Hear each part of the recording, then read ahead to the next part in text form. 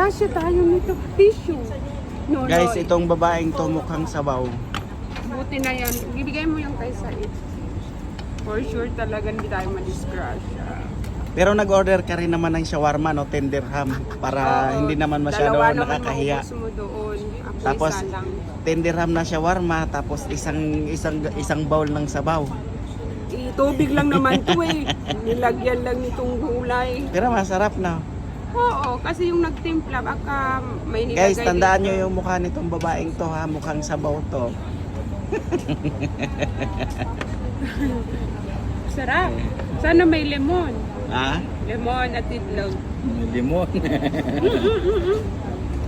Yan. Ayun, ganun. ang limon. Ang Itong lemon. babaeng to, pupunta lang dito para sa sabaw. Ayan. Tandaan nyo yung Wala mukha na po nito. yung landmark kasi walang free soap doon. So dito ka na talaga.